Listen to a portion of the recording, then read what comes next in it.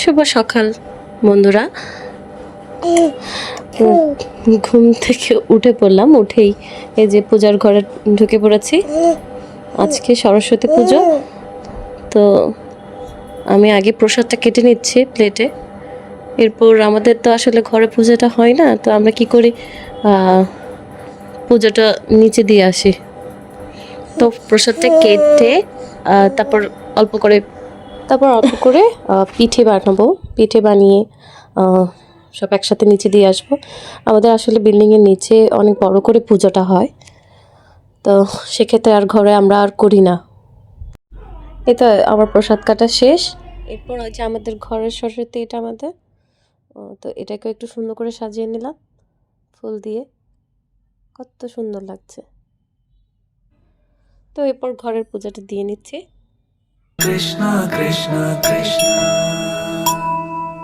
শ্রী কৃষ্ণ গোবিন্দ হরে মুরারি জগন্নাথ নারায়ণ वासुदेव श्री कृष्ण गोविंद हरे मुरारी जगन्नाथ नारायण वासुदेव।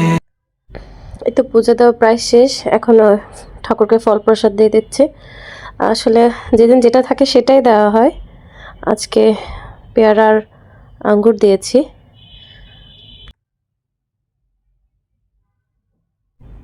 এই তো এরপর সব কিছু রেডি করে ছেলেকে নিয়ে নিচে আসছে পূজাটা দিয়ে দিতে। এই তো আমার ছেলে কি দুষ্টুমি করছে, সবসময় এরকম করে, এক জায়গায় একটু স্থির করে থাকে না।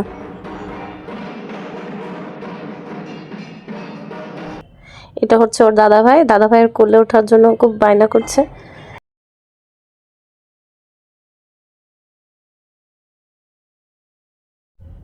এরপর সে অনেক অনেক নাচানাচি করছিল।